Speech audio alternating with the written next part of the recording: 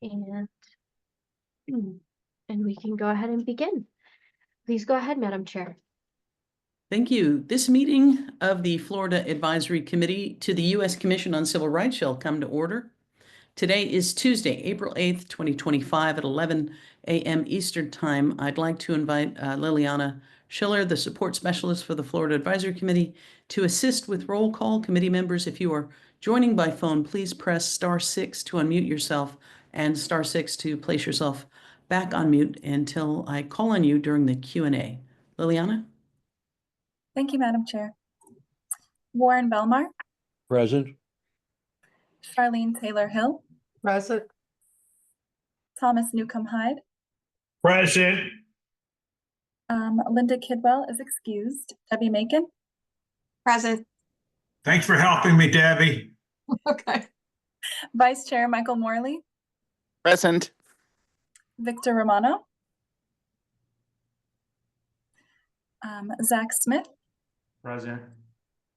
Brandon Wolf. Present. And Tufik Zakaria is excused. That concludes the roll.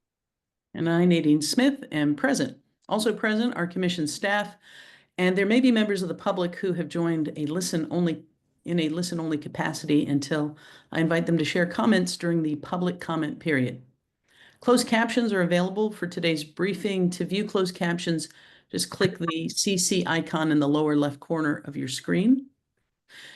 The U.S. Commission on Civil Rights is an independent bipartisan agency of the federal government charged with studying discrimination or denial of equal protection of the law because of race, color, religion, sex, age, disability, or national origin, or in the administration of justice. In each of the 50 states and the District of Columbia, an advisory committee to the Commission has been established, and they are made up of responsible persons who serve without compensation to advise the Commission on relevant information concerning their respective states. Our purpose today is to hear testimony regarding voting rights in Florida in the case of natural disasters or other public emergency. If speakers begin to veer away from the civil rights question at hand to discuss possibly important but unrelated topics, I will interrupt and ask them to refrain from doing so. Today's meeting is the first in a two-part series of meetings the committee is hosting on this topic. Our next panel will take place tomorrow, Wednesday, April 8th, from 3 to 5 p.m. Eastern Time. All meeting information is available in the Federal Register. Based on the information collected through testimony, our committee will compile a report to the U.S. Commission on Civil Rights that will include findings and recommendations. The Commission will then forward those recommendations to the appropriate federal, state, and local entities. I will now present ground rules for today's meeting. This is a public meeting open to the media and the general public. This meeting is being recorded for the public record. We have scheduled panelists who will be making brief presentations within the limited time available. After all of the panelists have concluded their statements, committee members will engage them in questions and answers. The rules for the committee Q&A portion of the panel discussion are as follows. The Q&A session is reserved for committee members only. The committee may ask questions of the entire panel or individual members of the panel after all panelists have had the opportunity to provide their prepared statements. Committee members must be recognized by the chair before asking any questions of the participants. And to ensure all members have the opportunity to participate, questions will initially be limited to one per committee member. We ask that committee members present their questions to the panel and then allow for speakers to provide a complete and uninterrupted response. The chair may allow for additional or follow-up questions as time permits. The meeting host may mute lines as necessary in order to uphold these guidelines. To accommodate persons who are not on the agenda but wish to make a statement, a public comment session will commence once the committee Q&A period concludes. At the appropriate time, when I indicate to do so, anyone wishing to make a statement should use the raise hand function on their web browser to request their line be unmuted. They will then have the opportunity to unmute themselves in order to speak. In order to ensure that all aspects of the issues are represented, knowledgeable persons with a wide variety of experience and viewpoints have been invited to share information with us. Though some of the statements made today may be controversial, We want to ensure that all guests do not defame or degrade any person or any organization. As the chair, I reserve the privilege to cut short any statement that defame, degrade, or do not pertain to the issue at hand. Any person or organization that feels defamed or degraded by statements made in these proceedings may provide a public response during the open comment period. Alternately, such persons or organizations can file written statements for inclusion in the proceedings. I urge everyone making presentations to be judicious in their statements and keep to the civil rights topic at hand. The advisory committee appreciates the willingness of all participants to share their views and experiences with this committee. At this time, I would like to invite our first panelist to begin. As a reminder, committee Q&A will not commence until after we have heard from all three of our speakers today. And please note that the extensive and impressive bios of each of our speakers are available on the slide. Our first speaker today is Donald Palmer, Chairman of the U.S. Election Assistance Commission. Welcome, Mr. Palmer. Well, thank you, Chair Smith and Vice Chair Morley. I appreciate the opportunity to talk about the issue we're going to talk about today and to be a part of the panelists that you have on this panel on emergency procedures. Over the years, the panelists have served admirably in the election community, and I thank them for their service. Talk a little bit briefly, just some background on the EAC. As you can see here, we were created at the Help America Vote Act about 20 years ago. We are the only federal agency that's focused solely on election administration. Our mission generally is to help election officials and assist them to improve the administration of elections and to help Americans vote. Next slide, please. So the EAC is not a standoff organization. We greatly appreciate and depend upon the feedback of the boards that were created under the Help America Vote Act. As you can see, these are the boards and the members that from the state of Florida that serve. We serve closely with them on different boards. And as you can see, the technical guidelines help us develop our standards. We have full participation in the local leadership council. And so we depend on these boards for feedback and to inform the work of the commission. Next slide. So to the topic on hand, how officials prepare for a natural disaster. Unfortunately, in Florida, where I served as director, we have a lot of practice in this. It seems that hurricanes often like to express their opinion in our elections, and I'm not talking just about the University of Miami graduates. Next slide. Here you go. So there's a lot of duties that election administrators have, and as you can see in the news, emergency management and preparation has become a key part of that. You really cannot be prepared for an election unless you understand what your plan B, C, and D are. Next slide. So there is a lot that can go wrong on election day. Incidents can include storms, bad information, equipment malfunctions, illnesses, unhappy constituents, building closures. So you see, these are the type of things that election officials have to plan for and to maintain essential government operations in the event that some sort of natural disaster occurs. A coup plan is going to be something that's just vital to a locality and to a state to have moving forward, to give them a guideline on how to prepare for and have something to refer to when an emergency occurs. Next slide.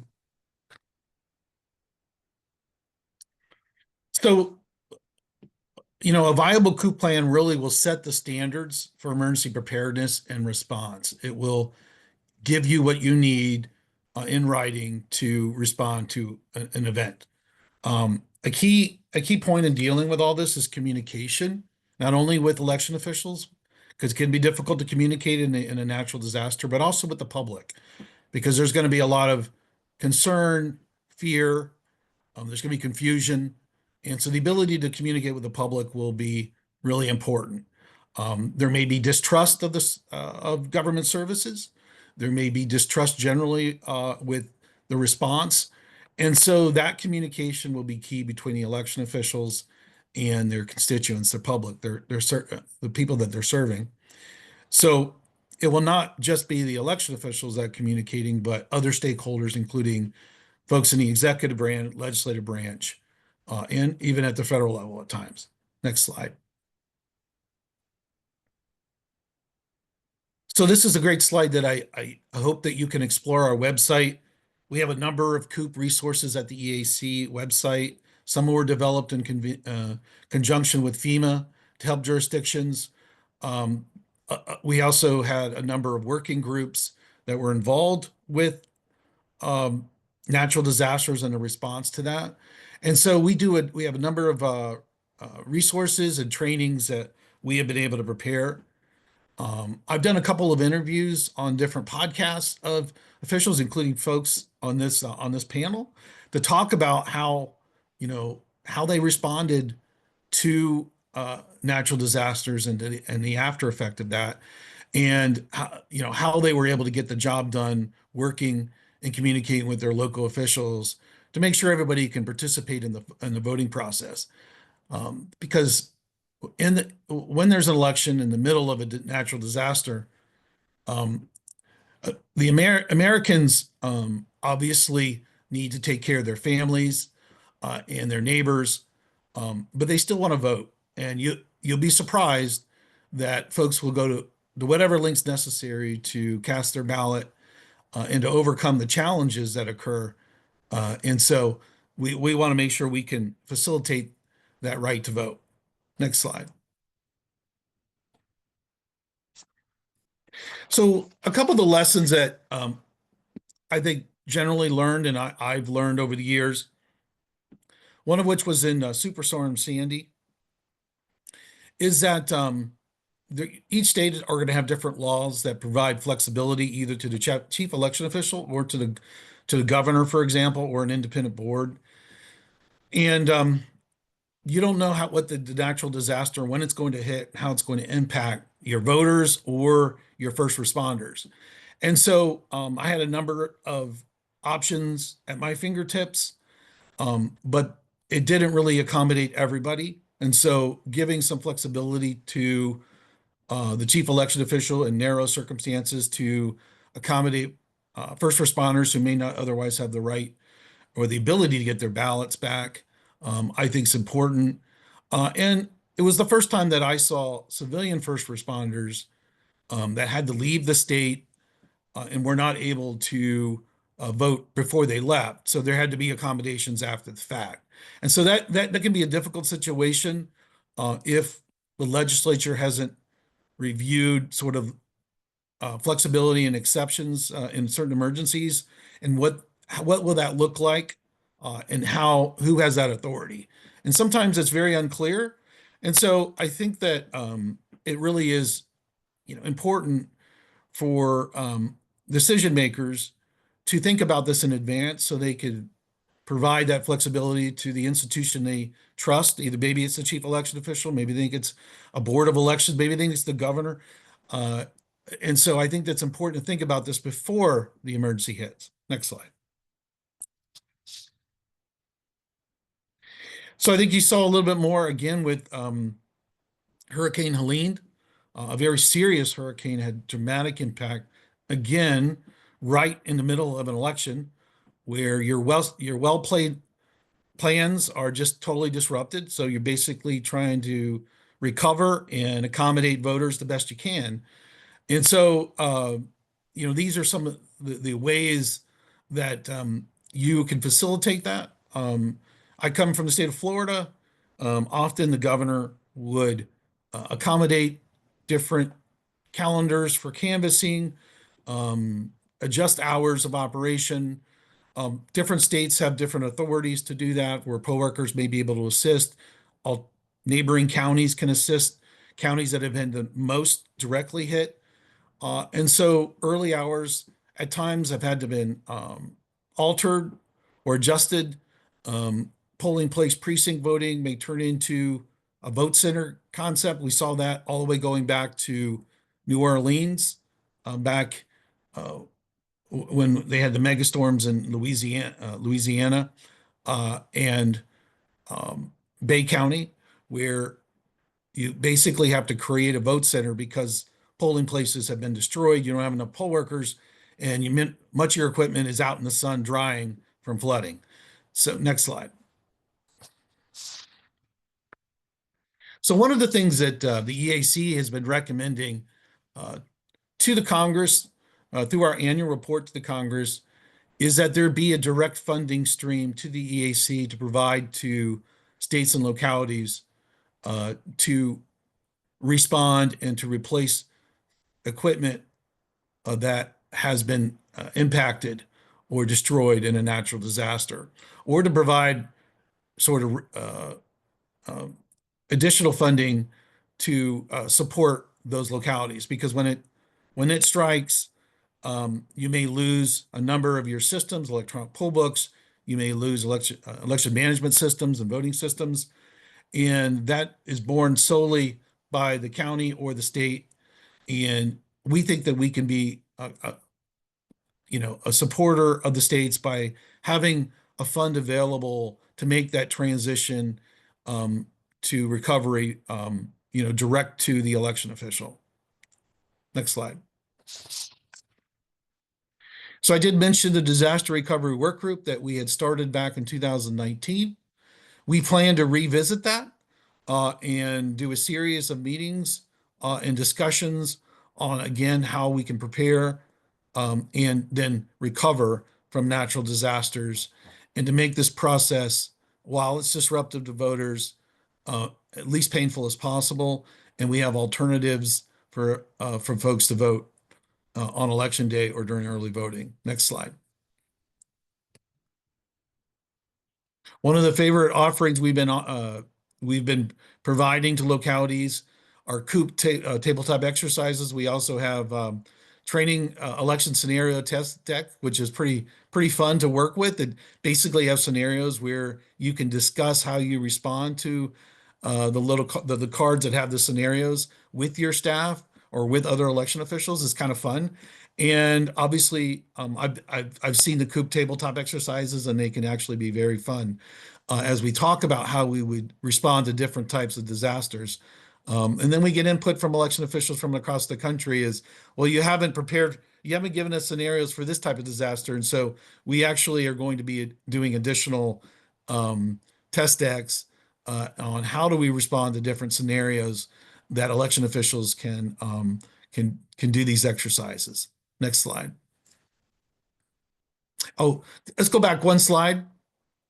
It really is for if there is a request for a COOP tabletop, all you got to do is scan that, and or get in touch with us, and we'll be back with you. Next slide.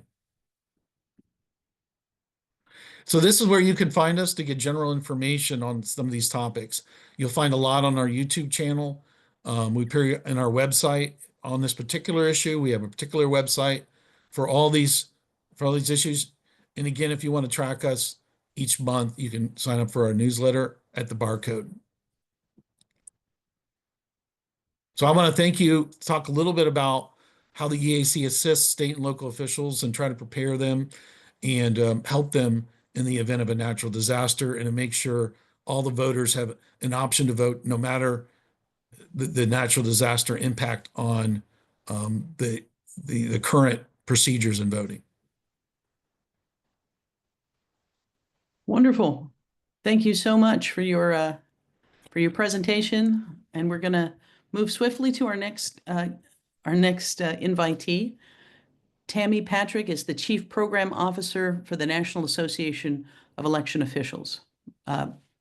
Welcome to the stage. It's yours.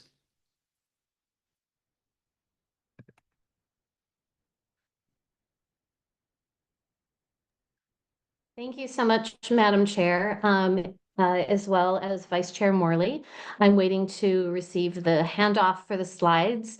I wanted to cover today kind of the environment around election administration. And talk a little bit about the landscape, because the landscape is ever changing and the environment is both storms as well as storms in other capacities and other definitions. And so we want to talk about preparedness, infrastructure, and provide you with some takeaways of how we're seeing this evolve in the current climate. And so there we go. The first thing I wanted to do was cover voting methods, because it's important to know what voters have as options. I always turn to Professor Charles Stewart at MIT and what is often referred to as the snow globe of election administration. And what we're looking at here is a chart of how the states tend to vote, what method do they use in voting. At the top, we have election day voting. On the lower left-hand side, voting by mail, and on the lower right-hand side, voting early in person. So we can see in 1996, the vast majority of Americans, including Floridians, voted at the polls on election day. But as they received more and more options in voting in 2000, and in 2004, we can now see Florida has separated out from the pack as they received options in how and when to vote. As those options became available, 2008, 2016, 2020, of course, is where everyone, for the most part in the country, moved away from having the majority of their vote and either voted more by mail or early in person. The reason this is important in this moment is if a disaster hits, when voters have options, it provides that flexibility that Chairman Palmer was talking about. And so we see that Florida, for years, has been kind of doing it all. Voters can vote early in person, and many do. Voters can vote by mail, and many do. Voters can go to vote on Tuesday, and many do. So it's those options that provide a backdrop of some flexibility. We also want to talk a little bit about the administrative landscape, because things have changed pretty dramatically in the last 4 to 6 years. For that information, I want to turn to the Early Voting Information Center and the work of Professors Paul Manson and Paul Gronke. We know that there have been an increased number of threats to election officials in the last couple of years. And so what we know is that we've lost some institutional knowledge. Almost half of local election officials say they know someone who's left the field because of fear of their own safety. And of those people who said that, almost 15% of them said they too have thought about leaving the field for fear of safety. The reason I'm bringing this up now is because, unfortunately, into this climate, we have election officials that a third of them are saying that they're now less likely to engage in the public with voter education and outreach. And that is incredibly problematic in normal times, as well as in the time of a catastrophe or any sort of environmental event.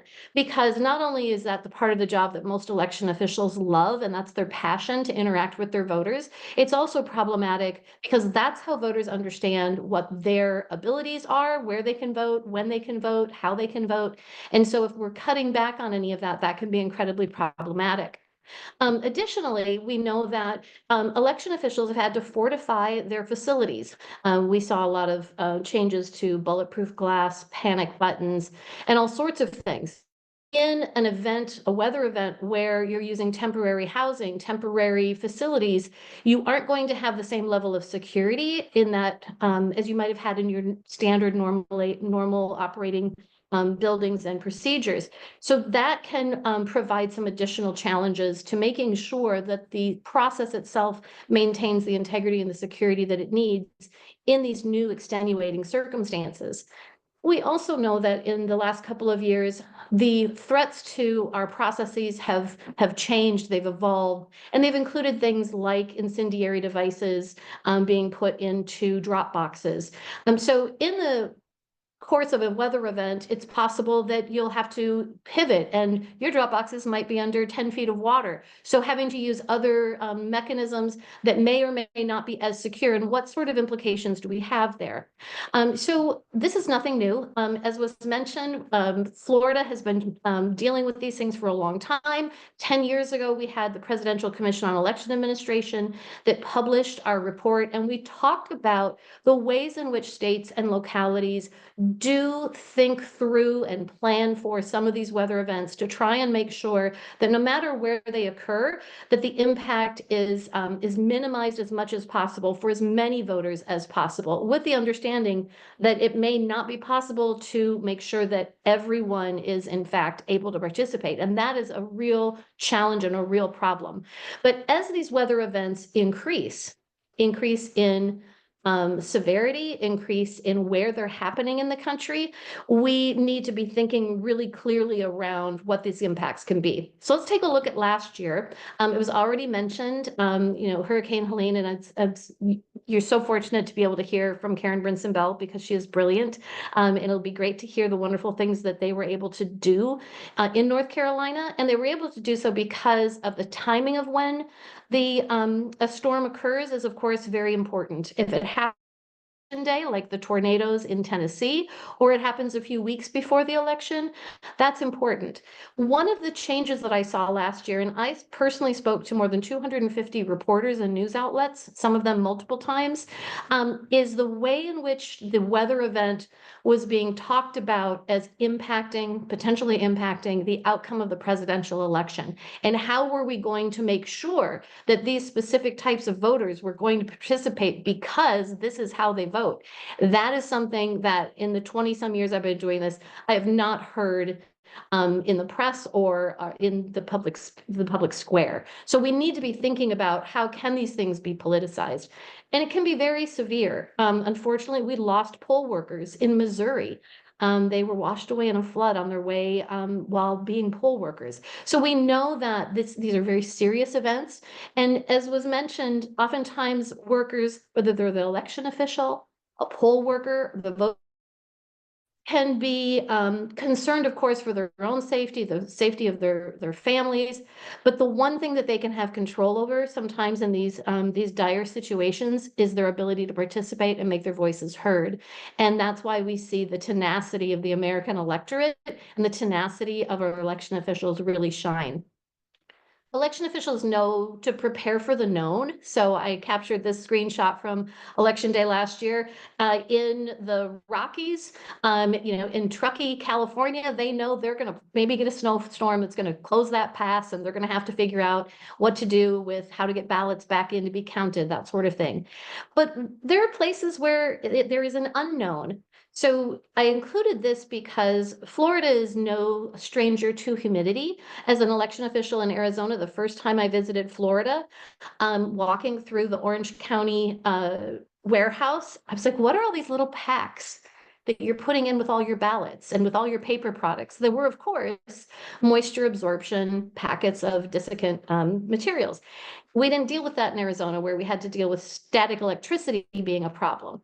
The fact that our weather is changing can do everything from swelling the paper so it jams in the tabulators to making the adhesives on envelopes stick together before the voter even opens up their mail. So these are the sorts of unknown challenges that election officials are facing.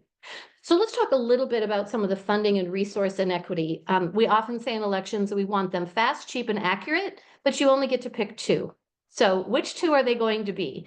And for election administrators, and I think for most people, the accuracy piece of it is never in question. It has to be accurate. So how do we prioritize that?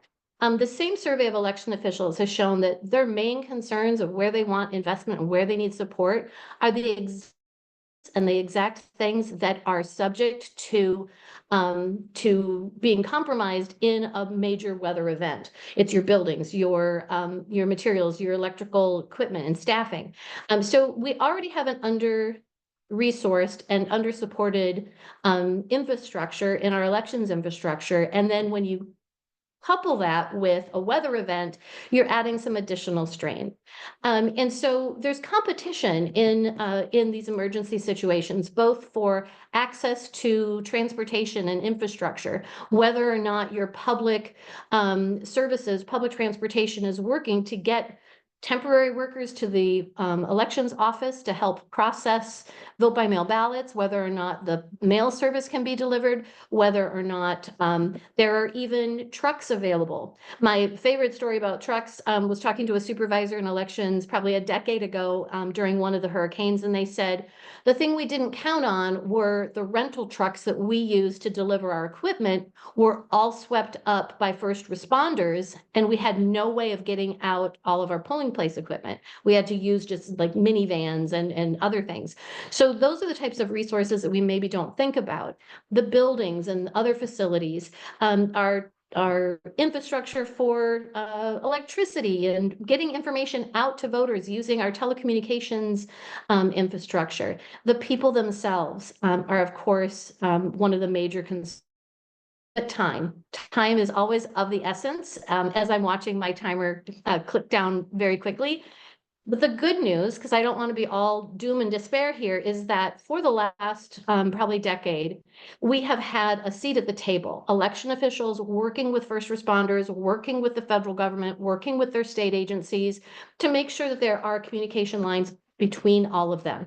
And there are some jurisdictions that have tools like GIS. This is a screenshot from Pennsylvania, where they had a snowstorm coming in, and they were able to overlay the storm mapping with their GIS facilities map to see which of their polling places might be impacted and even what time of day. So what kind of impact would it have on voters? And that's the sort of thing that's really important to be able to know. The other piece is that it needs to be certain that when we have to pivot to a new facility, maintains the level of accessibility that our permanent structures have. And so it's imperative that we don't cast aside some of those protections in the face of this type of adversity. So a couple of other lessons learned. Where the storms hit should never impact the response, but we now have to be wide-eyed and know that it might, it could. And this particular chart, it's important to understand that across the country, 75% of our nation's election officials serve 8% of our nation's voters. It makes sense. The majority of them are rural offices. And 8% of our election officials serve 75% of the nation's voters. If a storm hits a rural area versus a storm hitting an urban area, it can absolutely have an impact on an office or on the outcome of a race. We also have to be cognizant that almost a little more than a third of our election offices don't have a full-time employee. So having, and this is again in those small rural offices where they have their standard job, sometimes they're the clerk of the court, they're the paramedic, they do all of these other jobs in addition to their election duties. When an emergency hits, that person in that small rural area is very likely to have some of those emergency responsibilities as well. So this is really a difficult time for election administration. It's both exciting that there is attention to a field where we used to say we toiled away in obscurity, but it's also an historically underfunded field. We've got recent prohibitions in the last few years on private grants. There's some uncertainty, and we're so thrilled that we still sees partnership and their collaboration as we move forward. But we know that there are some other challenges and some support that is varying now. It's changing. So we're uncertain on how that's going to occur or manifest in an exacerbated situation like a weather event. So the takeaways. Weather events are increasing in severity. Our election funding and support is potentially diminishing in some ways. Election administration in some areas is being politicized, and we need to make sure that that politicization is not being done as a way to in any way impact the outcome of any election. And we also know that voters need options and flexibility and participation, particularly in a situation when their lives have been turned upside down. And the good news is that election professionals are still dedicated despite all of these challenges and all of the things that I've laid out.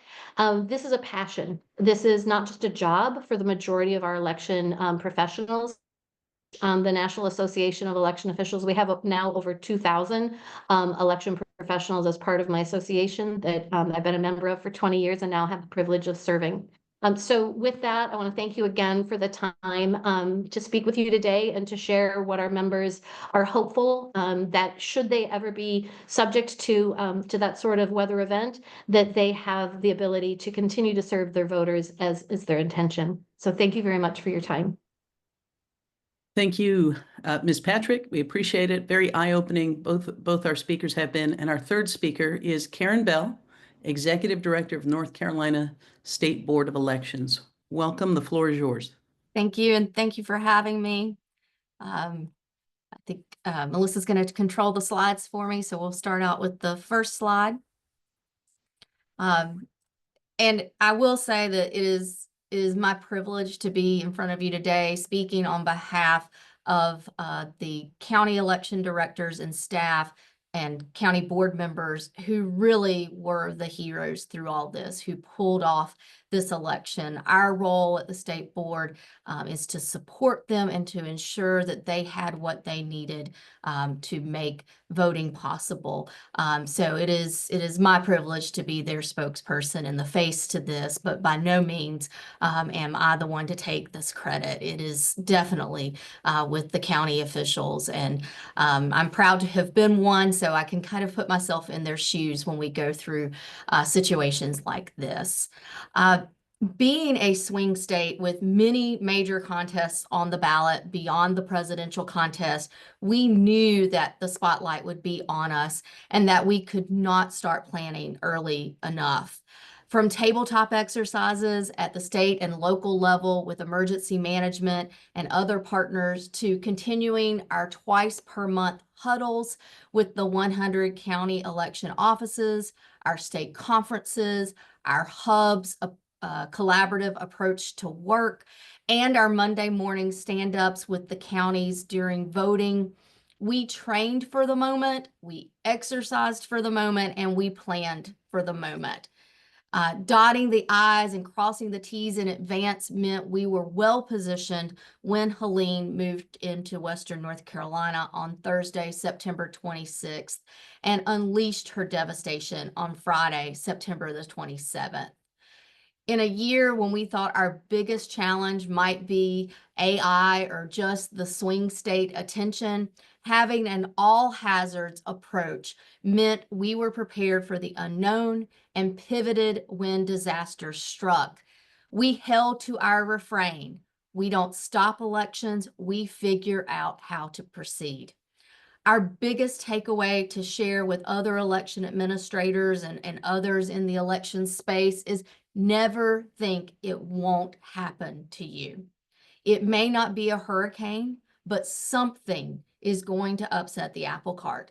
It's no longer a matter of if something will happen to disrupt an election, but when and what will it be? So we can go to slide 2. The week that Hurricane Helene struck, we had just started sending out absentee by mail ballots, which had been delayed because of a candidate withdrawal dispute in our state. On Monday, September 30th, 14 county election offices were unable to open, and we had limited communication to even know if the staff members were okay. We were in immediate communication with state emergency management, who initially, of course, had to focus on rescue efforts and essential services, but prioritized us because of the proximity of in-person early voting starting in less than 20 days, and their understanding that absentee ballots had to still go out and be received, and that voter registration was in its peak.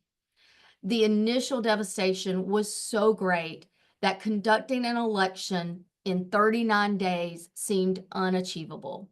But we put our minds and our efforts to doing what was needed, what needed to be done, and ensuring that voting would take place.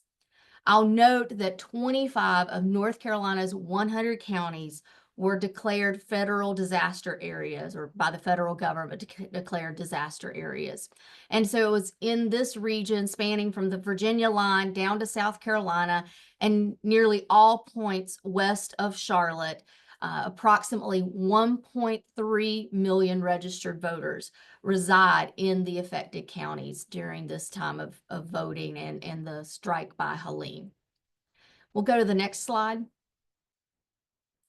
Helene ravaged Western North Carolina differently than hurricanes affect coastal communities. I grew up in Eastern North Carolina, but I did live for 20 years in the mountains of North Carolina. So I'm very familiar with the weather events in both areas of our state. And during my time as state election director, I have overseen another hurricane, Hurricane Dorian, when early voting had started in some congressional special elections we were holding in 2019. And the response there was very different than what we had to do when Helene struck the mountains of Western North Carolina. The floodwaters were historic. A rain system earlier in the week had already drenched the area. And the numbers really tell the story of the power of water. Yancey County, possibly the worst hit county of the region. It's where Mount Mitchell is located. They experienced 30 inches of rain between that Friday, the 27th, and the Sunday, 2 days later. At one point on Friday, they had 6 inches of rain to fall in just 3 hours. One of the county's main rivers, the South Toe, reached a historic 26.06 feet, which is 9 feet above the 1977 record. Even more illustrative of the water's force is the monitoring of the French Broad River, which flows through Asheville and along the Biltmore Estate and through the River Arch District. On Tuesday, during the rain event, the monitor recorded the flow of the water on the French Broad River at 7,630 gallons per second. By Thursday, the day before Helene truly moved in, the water on the French Broad was flowing at 156,000 gallons per second. The monitor did not even record on the 2 worst days of Helene. So by Sunday, as the waters were receding, the monitor even recorded an unbelievable 240,000 gallons per second. I don't even have a good analogy for it, but the best that I can conjure up is to compare it to the, on a normal day, the trickle of a water fountain to what you experience when a fire hydrant, the volume that comes out of a fire hydrant. That's what was faced. And that's why you see the images that I've put in these slides so that you can really grasp the devastation that these communities and these counties faced. We'll go on to the next slide. Within 1 week of the wrath of Helene, all counties were operational. No equipment damage, no ballots ruined, and most importantly, no lives lost among our elections team.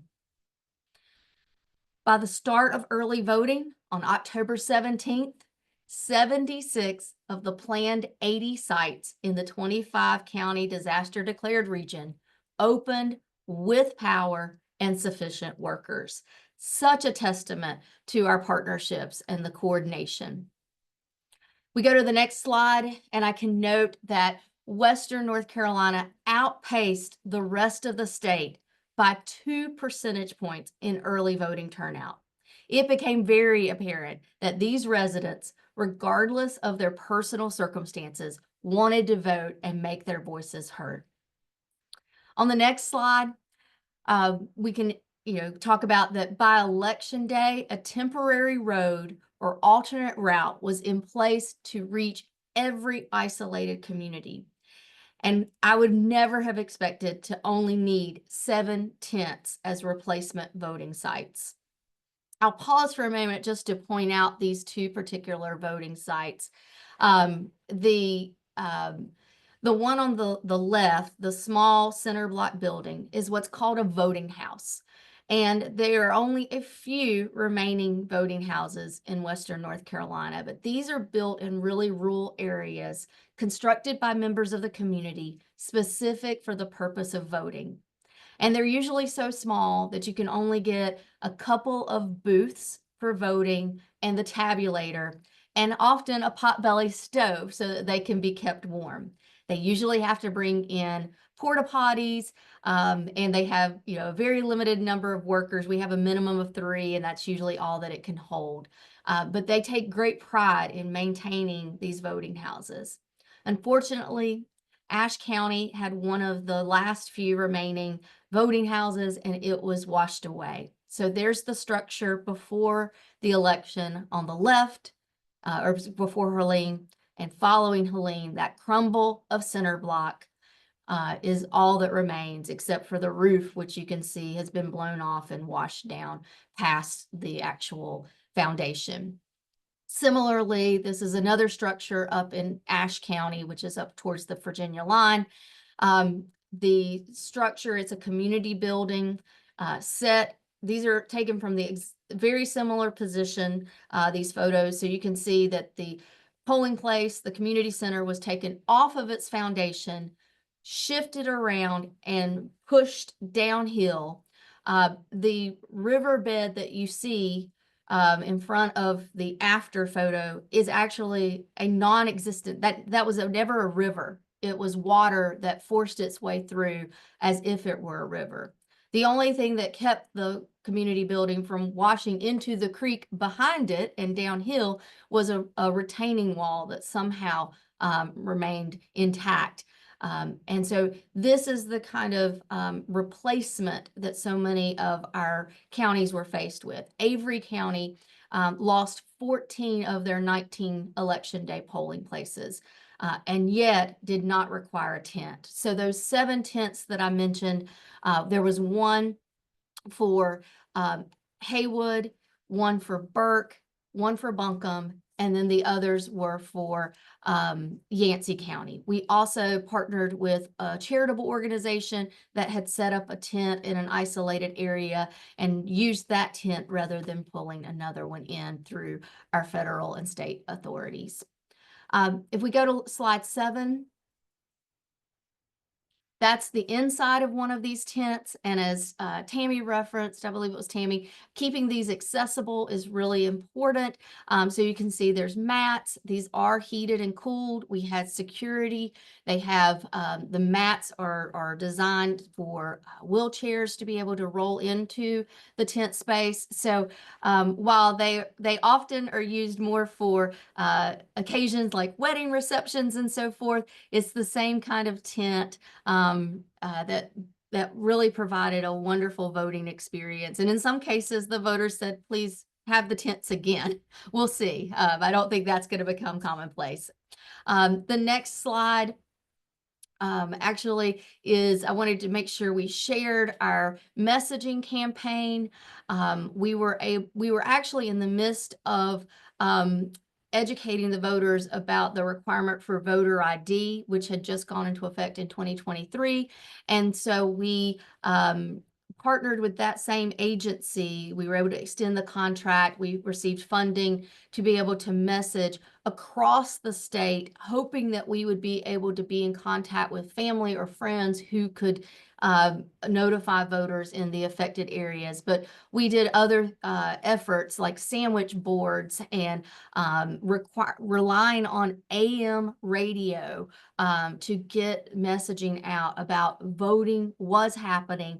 They would still be able to vote, and what the options were and how to get to our dedicated webpage that we set up within days of Helene striking.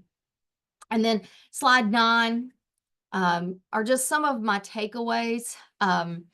It's, really any election official should be mindful to build, exercise, and maintain working relationships with emergency management and other partners like IT services, National Guard, federal partners like CISA and the EAC, and the FBI. And we learned through this, even our fire departments had a very critical role in doing wellness checks of residents. And so that was a partnership that was very needed. You have to integrate with these partners. This was not our first time working together. It is a normal routine.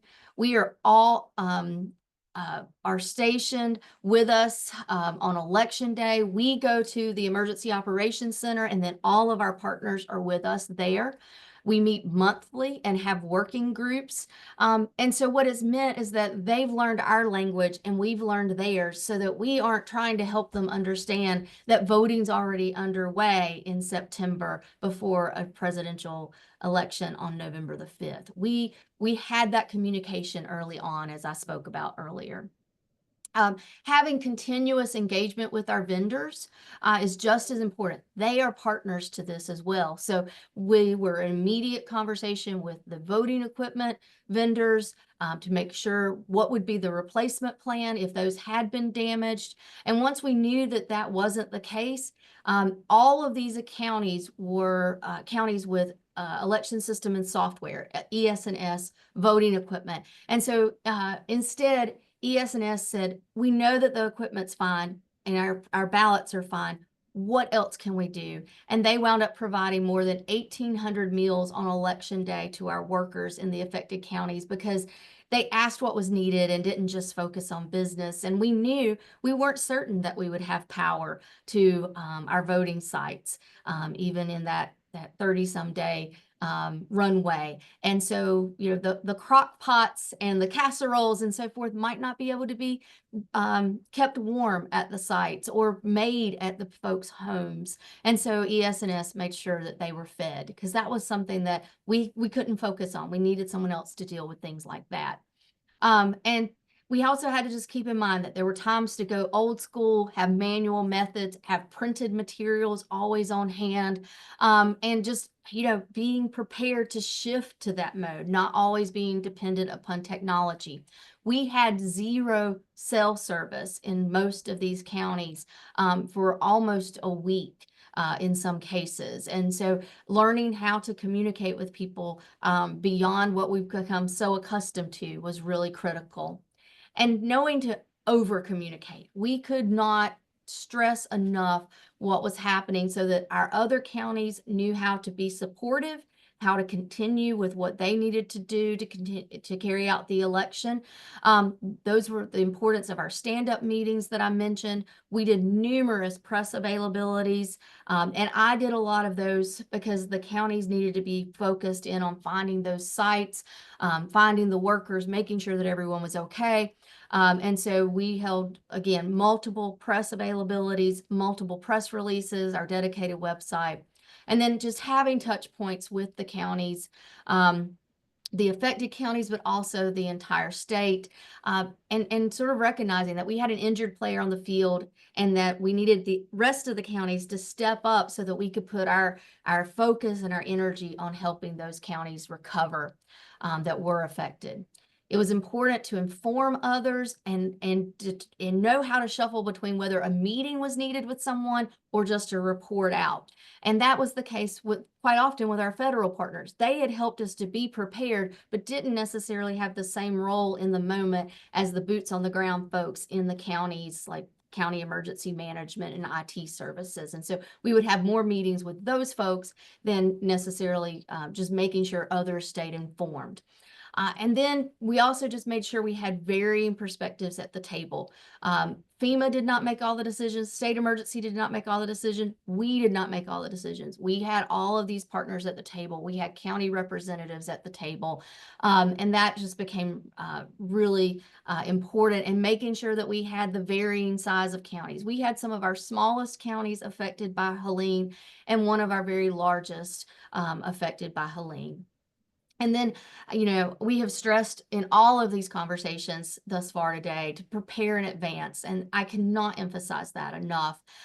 We do have crisis communication plans. They don't have to be beautiful. They just have to be effective. And that's what we drew from.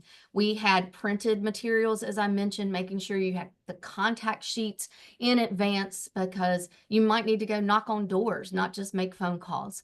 And then we have in place what we call attack response kits. We developed these as mobile offices, a means to get connected to the internet, clean laptops and so forth that were designed around cybersecurity response, but they came in handy during this natural disaster response as well. And we've expanded them to even include the satellite services, not just relying on cell service to connect us. So those are some of the takeaways. There's a couple others I'll just touch on real quickly.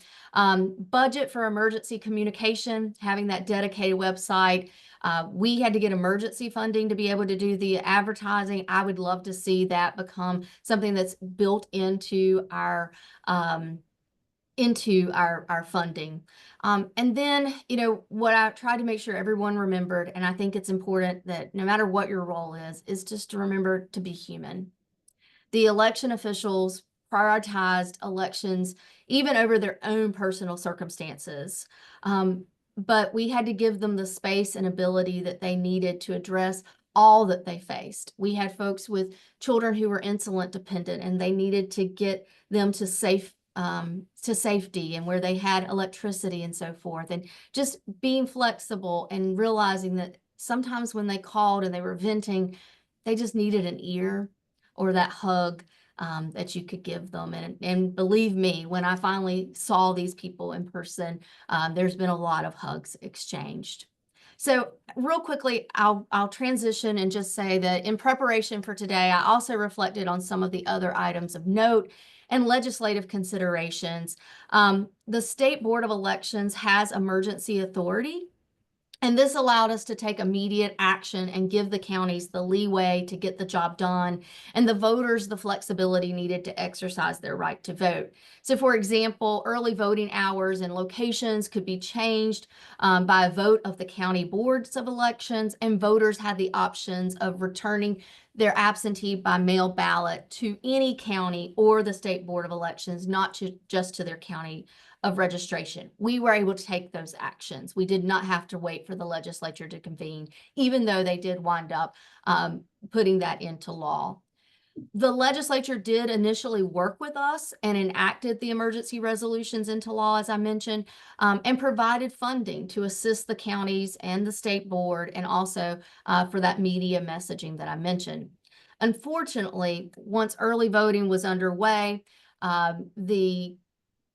they did pass legislation that was a near insurmountable task for county officials, requiring 4 additional early voting sites in 2 counties in the final week of early voting without consulting with the county boards or the state boards of elections. And last but not least, could we have made it happen with less of a runway? I truly believe yes, but it would have looked a lot different. Length of time gave us more opportunity to take voting to the people. That's what I charged the counties to do. That's what we told the voters we would do. But closer to the start of early voting or election day would have meant more consolidation. The emergency authority of the State Board of Elections to act quickly is even more important the shorter the response time to an emergency situation. That's all I wanted to share today, but I do look forward to answering any questions, and thank you. Karen Bell, thank you very much. And with that, we open the floor to advisory committee members to pose a question. And I know this crew is not shy, so are there any hands raised right now? Nadine, I have 2 questions if I can. Go ahead, Zach. Thank you. My first question is for Commissioner Palmer. I know in your presentation you talked about the need for flexibility, and I just want to clarify. It's important that local officials, I'm assuming you mean to say local officials cannot take actions that are not authorized by state statute. And so because of that, it's very important for state legislatures to enact the parameters of the flexibility they will give to state boards of elections or local officials. Is that a fair statement to make? Yes, yes, it is. The state legislatures either need to provide the flexibility or they need to think about, in the event of an emergency, who's going to make that decision. Either going to be, and you heard a couple of examples today, it could either be the chief election official or the governor. Florida has a way of doing it, other states, but the legislature may not be able to react in a timely manner. They may be out of session.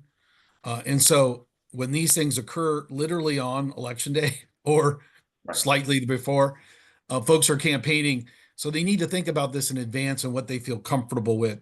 There have obviously been issues with judicial decisions or decisions that the legislature disagreed with, but they need to think about this in advance, what they feel comfortable with on the flexibility side of it. And you see a whole range of what legislatures do on that. Great, thank you. And then I guess my second question would be for Ms. Bell. I'm curious to know, especially with your experience responding to Hurricane Helene, would it be a fair statement to say that having current and up-to-date voter registration rolls made it easier in some ways to respond to the emergencies on the ground in terms of complying with state law and making sure that voters were able to get the information they need? Certainly, but we had not closed the books yet. We closed the books on voter registration 25 days out. So that became something of importance, making sure that we were still providing a means for voters to register to vote. We also offer same-day registration during our early voting period.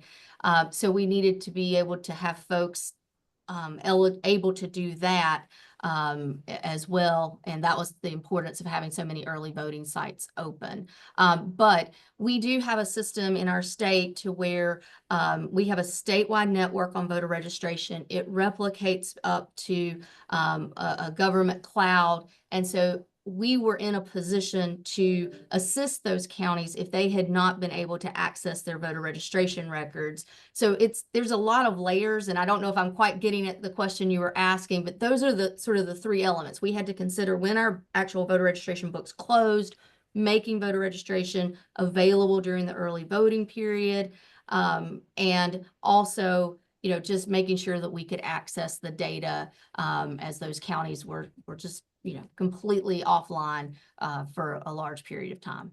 Sure, thank you. Thank you. And I'll call on myself next. I just want to say phenomenal presentations. I think you've introduced new anxieties to the ones that led us down this path of questions. And I want to, well, that's a whole other thing. But one of the pieces that I think you all touched on in some way that I think animates why we're addressing this issue is a bit related to Zach's question. With flexibility also comes the ability to tip the scales, to decide to use one way of responding if you think it is politically advantageous in one circumstance and not to deploy those same tools in another circumstance. And so how do you strike the balance between allowing the people on the ground to make smart calls that protect people's right to vote, while also safeguarding that the rule book doesn't change based on the political registration of the district that's hit? And that's to anyone who wants to answer. Okay, go ahead, Tammy Patrick. Floor is yours. I'll jump in quickly to get it started. I think one of the safety elements that we have in place is the fact that we have so many checks and balances at both the level going horizontally. So in a polling place, you have bipartisan teams to make sure that one voter isn't being treated differently than another voter. Within a county, you have county commissions, you have electoral boards, you have administrators, you have transparency process and oversight, both horizontally but also vertically. You have state officials watching county officials, you have the legislature and the courts watching. So I think transparency is one of the main elements here, is to make sure that when decisions are being made, that the decision basis on why something was decided is very transparent to the public being served.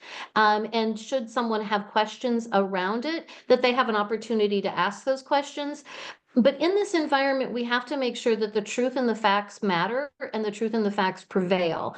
And so if in fact somebody sees something that they believe will help support their own narrative of how elections are conducted, but it's counter to the truth and counter to the way in which elections are conducted, we need to make sure that there is an opportunity for the truth to get out there, and that we contextualize how decisions are being made. So in what case was a polling place moved? Where was it moved to?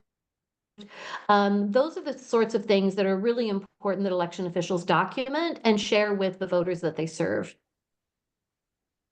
And I'll Anyone else add wanna our weigh in? our Go ahead. experience. I mean, this was very front of mind for us. And like I mentioned, we really pushed out the idea that we would take voting to the people. One of our board members who lived in an affected county, he and I actually were discussing whether we would do it by horseback, helicopter, or ATV, whatever it would take. And we did that. But we said to the counties, we gave them the flexibility to consolidate if they needed, but we also required them to push it up to the state board so that I was the person to review to make certain that they were taking every effort that they could to not do that and providing them the resources. I think this is where some of that funding aspect, we still are going to need federal funding in these emergency situations. It didn't have to be FEMA folks on the ground, but we had the FEMA funds to bring those tents in and make that possible, to where we didn't consolidate. We really focused on what that did for the voters' experience. If they could not get in for shelter or services, then how were they ever going to get into the county seat for voting? And so that's why, I really tried to stress that we kept 76 of 80 early voting sites in the region open. In some counties, they opened more than what they had planned so that they could just because the river in a lot of cases divided the county. And very much the same, we did remain focused on accessibility, but if we had to shift to a barn or to put that tent up in the parking lot of the fire department because the fire department was already in use for shelter and so forth, then we did what it took to keep the vast majority of our polling sites open. In the cases where we did not open a site, it truly was because the site didn't even exist anymore and there wasn't a safe spot to put it. But we did try to reduce that amount of consolidation. And I think that's really key. Your natural instinct is to get the sites open that you can and be voting centers, but that doesn't necessarily get voting to the people. Mr. Palmer, did you want to weigh in on that one? Sure. I think that, in my experience, you can be assured that election administrators are going to follow the law and they're not going to go far afield from that. And so they're going to use the flexibility or authorities that have been given to them if they're in a situation. And this is where it's important that the legislature decide, what they're willing to give to the executive branch, for example, to the governor or to a board to provide additional authorities, because election officials are not going to go outside the law. They're going to be professionals, and they may make recommendations to do so. And I think that's why you see in many states, eventually the governor will weigh in, or the legislature, on how they're going to address this emergency situation. But I think there are some good examples of how legislatures have given authorities to officials to use those in those unique circumstances where they may need it to allow what would otherwise be folks who can't participate in the process. I'll just thank you for that. The queue currently is up next, Brandon Wolf. After Brandon is Thomas Newcomb Hyde, and then following that is Charlene Taylor Hill. Is there anybody in the queue that I have missed from the committee? If so, please use the hand raise function and I'll add you. Brandon Wolf, the floor is yours. Thanks, Madam Chair, and thank you all for your great testimony. I definitely learned a lot. Echo the sentiment that I maybe have some new anxieties in the world. My question, and I'm so sorry, I'm not in a place where I can turn on my camera, but I promise I am attentive and listening carefully. My question is about information sharing. I think one of the themes I heard from your testimony was that we have to be able to get information to voters who maybe have had their typical forms of receiving communication cut off during natural disasters. I was curious if you could talk about any disparities you've experienced or ways you've addressed, the potential for people who have particular needs around receiving information. I'm thinking in particular about people with disabilities, people who may normally receive communication in a particularly accessible way that is not available during a natural disaster. If you could talk about any disparities you've experienced there or ways maybe you've addressed the accessibility of information. I can share what we went through. I mean, it was one of the challenges. Even though our website has accessibility features, languages, the design is has accessibility aspects, folks weren't able to get on the internet. So we knew that wasn't necessarily reaching folks. We did try to have the materials, and we had at shelters, we had folks who we call our multi-partisan assistance teams, who are usually sent into care facilities to assist voters. They were given the flexibility to be in shelters and other aid facilities. And so that gave us some opportunities. And in a lot of those shelter situations, if language was the barrier, then they did have translators and so forth in a lot of those facilities. But it definitely is a challenge because just the communication to anyone is just incredibly difficult during these times. And so it was something we tried to be mindful of, but I can say it's an added hurdle that's difficult to meet in such a situation. We did still, though, in terms of at the voting sites themselves, they were all accessible. They had the accessibility equipment for visually impaired and those who might be paraplegic. If they were able to present themselves to vote, they certainly had the tools and means. And we do have a portal for visually impaired in North Carolina. So that was also, that was still available, even though that's something not special to the hurricane situation. Thank you. Did anyone else want to respond? Sure, I would just add that in my experience, the primary means of communication to displaced voters or voters in a natural disaster area would be the same FEMA or the first responders that are there. For example, this is why I think it was Tammy Patrick's point about raising the priority of elections with FEMA, for example, and the federal government is important if it's around the same time as an election. Once they understand that there's an election taking place, this will become one of their means of communication, or they will identify areas, or they'll help create areas to vote in conjunction with the local or state election official, and they will communicate with the persons in the area that are impacted. And this will be one of those communications. And so communication is very difficult in an emergency situation, even with election officials communicating. It's not great using texting as one of your only means of communication, but if that works at all. But I think for the voters, if you can make elections a priority with the emergency response folks in the state and with like FEMA, then they're going to get the same communication on elections as they would for other resources that are available to them. Great. Thank you very much. All right. Thomas Newcomb Hyde, the floor is yours, sir. Thank you. I just want to thank you, Chairwoman, and also all of those who brought these wonderful, wonderful speakers to our attention. I want to thank Donald Palmer, Tammy, Patrick, and Karen Bell for giving up all your time and coming before us with such incredibly thorough, informative presentations. The slides were great.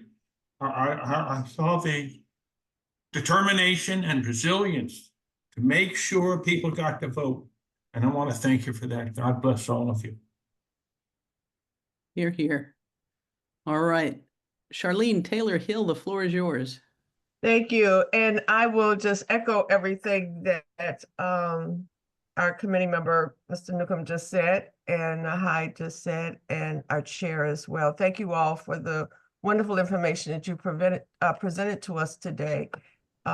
Gives us a lot to think about. My question, if I could just get to one, is very short because it's only directed to one member of our panel, and the other for all of them to respond to. The first is to Ms. Bell. You mentioned towards the end of your presentation that the legislature made some decisions to put in some locations and they didn't communicate. What was the impact of that on all of the things that were going on at the time, trying to ensure that everybody was voting? Yeah, so I'll try not to be long-winded, but it has a lot of layers to it. When we select early voting sites, those are county plans that are developed, and if they are not unanimous about those plans, they come before the state board, and the state board finalizes what their early voting plans would be. When Helene struck, we gave them the flexibility to alter those plans if need be by a vote of the county board. And that's all of them had put those plans into place, even with modification. And unexpectedly, even after we had worked through other provisions with the legislature, they came back into session and inserted this change in the early voting after early voting was already underway. We have a 17-day early voting period, and it was in that first full week that the legislature convened and instructed these two counties of a ratio that they were imposing. It meant McDowell County needed to open an additional site, even though their board had considered it and chosen not to, and did not have a wait beyond 15 to 20 minutes at best at the site that they had. Similarly, Henderson County was asked to open 3 additional sites when they had only opted for 1, but as well had not had issues with lines and were serving more people than they would, that they had, as I mentioned, these counties had a larger turnout than the rest of the state. So they were seeing volume greater than what they had prepared for. So, you know, I only bring it up because it is one of those times where we had really productive communication in leading up to the early voting period and election day. But this was one circumstance where the legislature did not consult with the state board or with the county board members or staff to understand what the circumstance was. And I highlight it because I think it's really crucial. It was a very big lift to get those facilities opened. A lot of the reasons the county boards had not moved forward with additional sites was because those sites that would have been used were either damaged, being used as shelters. In one case, in McDowell's case, they had to move the folks who were being housed there, emergency workers who were being housed in the facility, move them out in order to have a space that was sufficient for early voting and accessible and so forth. So just some real challenges while early voting's going on, and a lot of these staff had to be working, you know, each of the days, even through the weekend. So that was what the circumstance I was referencing. Okay.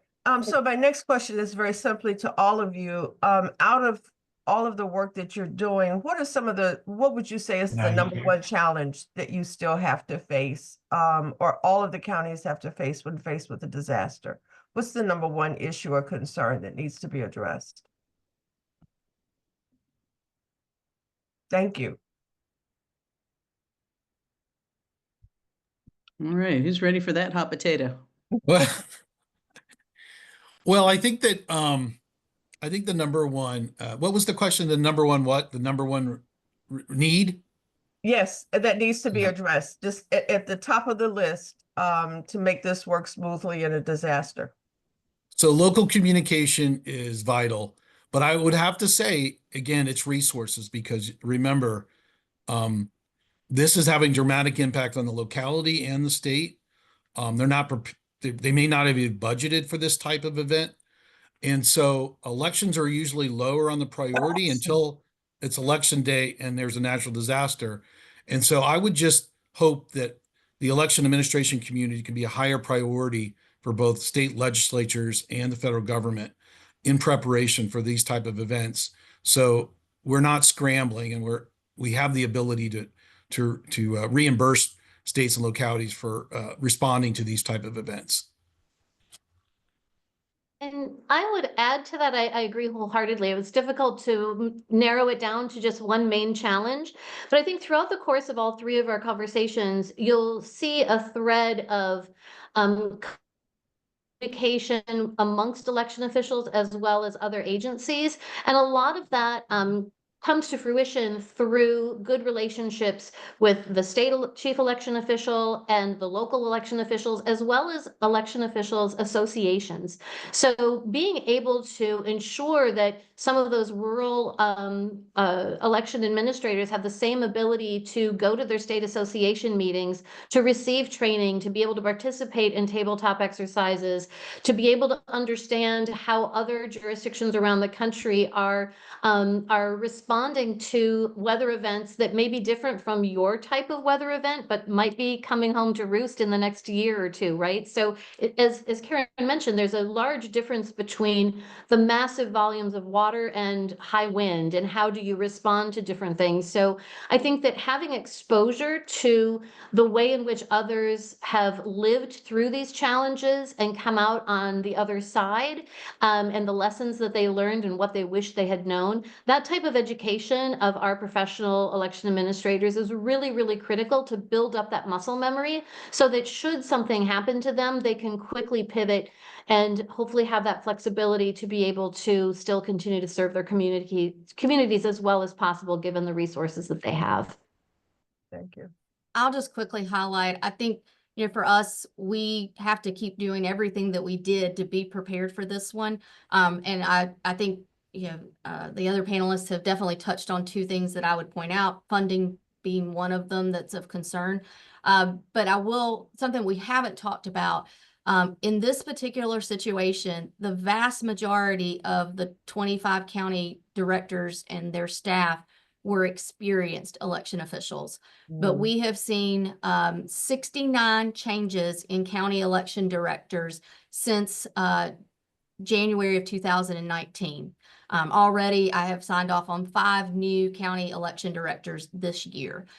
If we had had that level of inexperience, I think we would have seen a very different situation. And so now what I have to prepare for is that most likely as we go into the next scenario, whatever it is, it's going to happen. And will they have the experience to carry this out? Committee member Warren Belmore, the floor is yours. Thank you very much. It's been very helpful.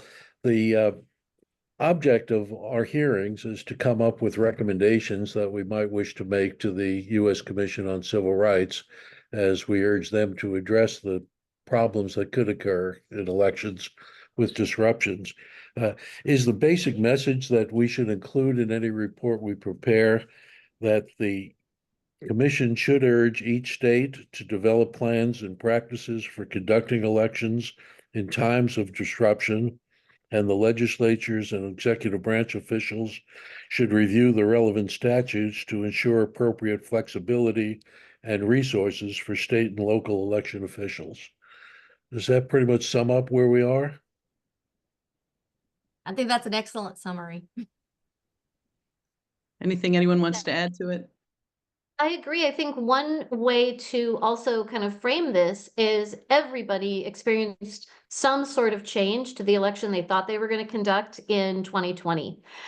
So in response, there was obviously a global health concern, but the elections had to change. We had to change where they were held and how they were held. And we saw across the landscape of the country that states did so in a variety of ways. In some places, it was a governor's executive order. In other places, it was litigation, legislation. In some places, it was a local administrative practice or policy that was changed. So I think what we need to kind of take a look at is which of those kind of approaches was the most successful in making sure that the electorate was able to proceed. And we also have to take into consideration in that time the massive influx of funding and support that we receive both from the federal government and from private philanthropy. Because without that support and the distilleries changing to making hand sanitizers and some of the in-kind donations that occurred, without that kind of support in that moment, we could have seen a completely different type of elections process.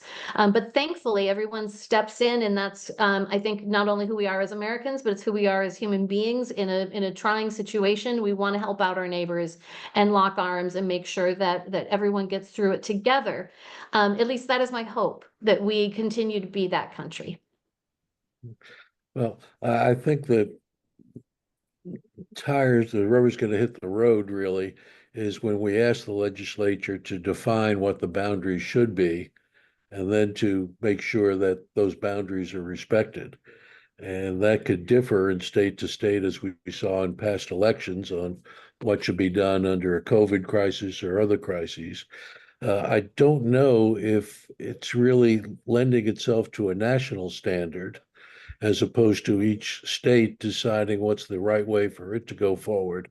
Do any of the panelists have any thought on whether this is something that the Congress should address, or is it something that should be left to each state to decide for itself, but be urged to do so as to set a clear and understandable boundaries for what could happen locally in times of a disruption? Madam Chair, Mr. Belmore, coming from the Election Assistance Commission, a federal agency, and formerly served in the states, obviously I've worked in an environment where the state had to respond to localities to emergencies. The Congress, interesting enough, has a vacancy act where, in the event of a mass vacancies of the Congress, there is the Speaker of the House has authority to call compressed special elections, compressed in time. So there is this federal requirement out there. And one of the things that concerns me in the event of a natural disaster or an event that impacts the Congress, that there will be all these expectations of very compressed special elections across the country. And this is one reason I say that there should be funding ready to assist the states and help them respond to it. Obviously be a national emergency. Right now, the law is there. There's expectations of the Congress that, for example, the EAC would assist. But what does that really mean without resources and without us working together? So I think the Congress has put these laws on the books, but they haven't really thought about how we should prepare for it. And so my call to the Congress is to think about how we actually respond to the statute that's in place in the event of an emergency or natural disaster or an event that impacts the entire country. I'll add If I to what may, Mr. Palmer said, if you don't mind. I go don't ahead. believe that it's necessarily a national standard or legislated. We do conduct elections by state and territory, and so I think that that's probably where the authority should lie. We also have different makeups in each state. For example, you've heard me talk about having a state board. We're an independent agency. I serve as chief election official, not our Secretary of State like is in most states. So you've got some differences there. So I do think it's probably identifying what's the right path for each state with emergency authority. I would I don't know that Tammy would necessarily agree. We've never discussed this, but I lean towards having it state level authority so that it's uniform in conduct across the state, no matter the size, than giving individual authority per county or jurisdiction.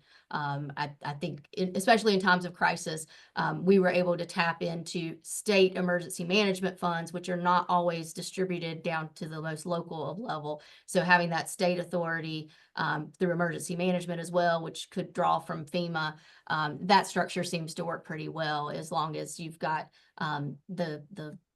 the guardrails or the rules of the game established for how we can conduct elections during an emergency. So And I would agree with that.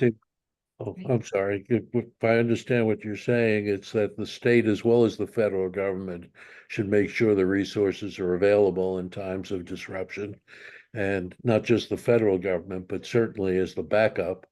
And your suggestion of tying it through FEMA, which would be there to help in such a natural disaster, would make sense as something we might consider urging in terms of the authorizations that FEMA has for distributing funds.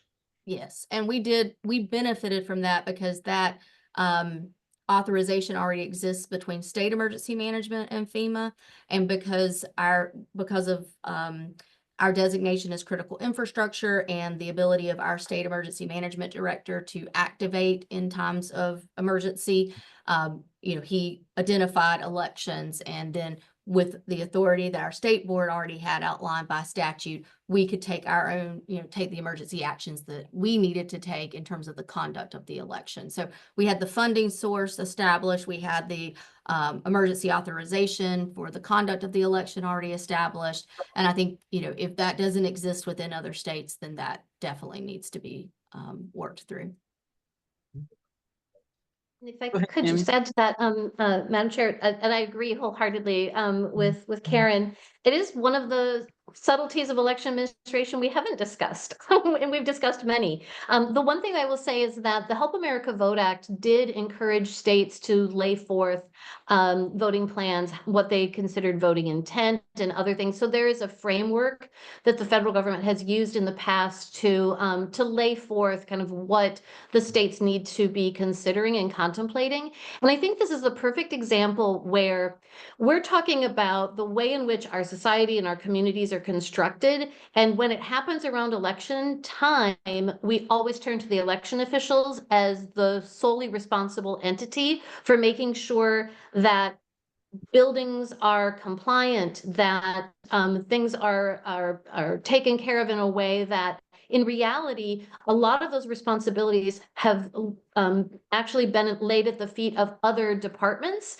But because it's happening during election time, that's where the election officials are responsible and are the ones to kind of have to pick up that mantle. When in reality, if we talked more to the other agencies, so as Karen mentioned, FEMA, and making sure that the federal government says, you know what, FEMA, if you have an event that happens during that jurisdiction's election period, you need to engage with the election officials.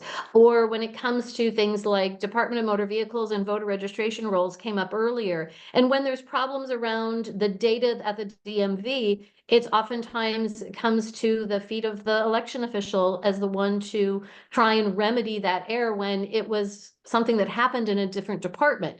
So I think we need to also think about what do we want to ask of these other agencies when a weather event occurs, and we need to be rising elections and other things that are happening potentially in a community on their awareness level or radar, as it were. Thank you. If I'm ever taken hostage, I would like Warren to negotiate for my release. He's got a good way of Thank you, pulling things. Madam Chairman. I see no more hands. I do have one question, and I think I've figured out how to weave one of the alarming bits of new information into the question that we are addressing, and that is, given this increase in threat of destruction, intimidation of election workers, such that we are seeing people leaving the profession. And, Karen Bell, you brought up how new and inexperienced so many of the folks are who are replacing them, that it has you concerned about how they'll weather the next emergency. Is there a function of this that we should be looking at that addresses that level of threat or disinformation? I know, there were lots of things floating around about FEMA that I thought of only through the lens of were people getting food and water, but it also seems that we should perhaps be looking at it through the lens of how does that affect our ability to get people to access to the vote in a world where, in the midst of the great vulnerability that a disaster inflicts, that if people are feeling intimidated, if people are feeling threatened, if they are awash in a sea of disinformation, is this part of, can we address the question that we've posed if we don't address that?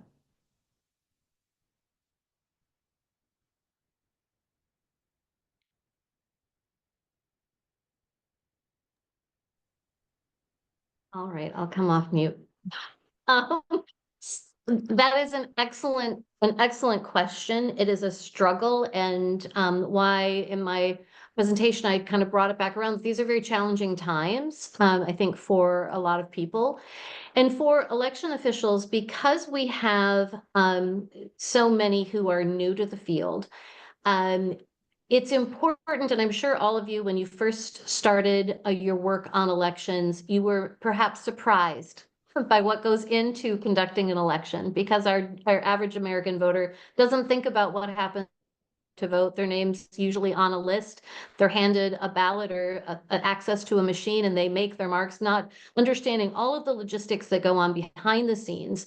So when you're a new election administrator, whether it's because you were elected or appointed, or you raised your hand and stepped into the moment to help your community exercise these fundamental rights, it's important that we make sure that everyone new to the field, in the same way that they understand how to get someone registered and they understand what they need to do to get a candidate on the ballot or to satisfy a polling place location requirement, is that they also understand what the Voting Rights Act requires of them and other federal laws as well as state laws. And I say that because my role as a local election administrator was the federal compliance officer in Maricopa County, Arizona, and I feel like it is my duty to state those things because that was my job for 10 years, was to make sure that person in a staff of dozens of people had that understanding. But as I mentioned in my report, we have more than a third of our offices where the office doesn't have a full-time election official. So we want them to be conversant and authoritative on all the state laws, all the federal laws, all of the machinations that have to happen in order to conduct an election. But we also need to make sure that they're doing so in the construct and the understanding of making sure they leave no one behind, and what their legal obligations are under federal law. So that's one of the things that as a community, as a profession, we have to keep revisiting some of our mainstays, the basics, the 101s, because we do have turnover in the field, and we need to make sure that we continue to remind everyone of the very basics and the fundamentals of the profession. This is I'll add- Commissioner Palmer. Go ahead, Commissioner. Oh, I was just going to, segueing off Ms. Patrick's comments. I think that as we want to make sure that our election officials and their staff have as much professional training as possible. And there's a lot of options out there. At the EAC, we have what we call a learning lab, which is looking at a lot of federal laws and federal regulations so they can get a sense of that training. So it's free and it's available online. Again, primarily it's really for everyone, but we want to make sure that folks that may not have an opportunity to travel or go to a conference or where there may be some expense, that they can receive some free training and orientation to federal laws and requirements, and including just general good election administration principles that, if you're an election official, if you're a a board member who may only touch elections once a month at a meeting, or if you're a new staff member that's coming on board as an election office staff, that there's some opportunities online to take courses and become oriented. So we all recognize that this is a big period of transition of election officials with new folks coming on board. And as I've always lived in the military, all you can do is train them, train, and invest time and resources into your people, and then your processes will be better off for it. Thank you. I don't know that I have much to add, but I'll just point out, you touched on misinformation. That was certainly one of the things we had to counter during Helene. And you're right, it wasn't just about, the necessities that people had, it was around voting and just, finding ways to get the word out that voting would continue. The local offices and our office as well, that was probably the most prominent call that we got is, will we be able to vote? And certainly we tried to address that, but I think that's, touching again on the resources. It's necessary to have the ability to communicate out those the advertisements in the papers that extended beyond the affected region, the billboards and the sandwich boards and the PSAs that we did were just really critical in getting the right information out. And it's something, we've been doing here at the, in North Carolina is, we had a voter confidence campaign that we launched back in 2019. So even prior to a lot of other jurisdictions, and it's largely because we have to tell our story and we have to get the factual correct information out there. And then I think the other thing that I would add to not only the professionalism and the education and so forth, what we have found to be critical in supporting these counties is having field support. We had a field support person living in the affected region, and at one point he walked 8 miles round trip to be able to assist one of the county offices and be available to the other counties as well. So, it's having that level of service to these counties as they mature, but getting through a crisis is there is some institutional knowledge that's necessary, but combating misinformation and so forth, really, I don't know that's as much resource driven, and having that footprint in social media and so forth, more than it is, the level of experience of our professionals. Well, thank you all for sharing remarks with our committee today, for taking our questions, and really, this has been eye-opening. You've all been extraordinarily valuable, and you are welcome to leave the session if you want to right now, and you're also welcome to stay for public comment. And with that, we will now begin public comment, and this is an opportunity for the public to offer comments to the committee specific to this topic. And I'll check now to see if there are members of the public who would like to keep their comments, to comment. And of course, we'll limit comments to 2 to 3 minutes. Staff, is there anyone in the requesting an opportunity to speak to the committee?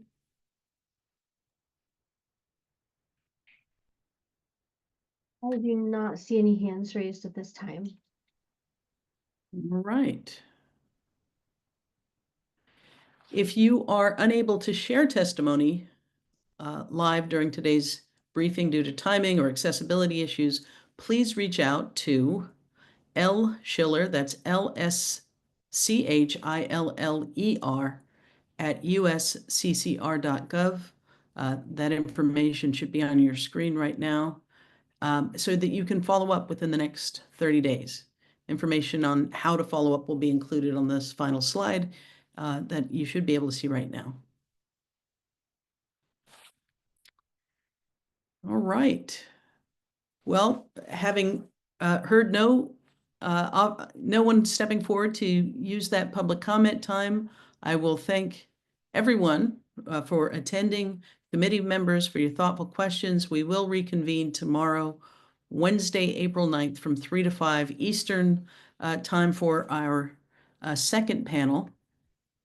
And we hope you'll be able to join us then as well. If you joined to provide public comment today, but we did not hear your remarks during the briefing, again, you can email within 30 days. And I'd like to thank our speakers and members of the public. A special shout out to my vice chair who was unable to, who had to leave at noon, but who has been terrific in helping us identify top-notch speakers. And we very much appreciate your time, and we'll keep your comments in mind as we draft our report. Information on upcoming meetings will be available in the Federal Register. And I will now adjourn today's briefing. See everybody tomorrow. Thank you, Madam Chair. Thank Thank you. you. Take care. Thank you. Bye, everyone.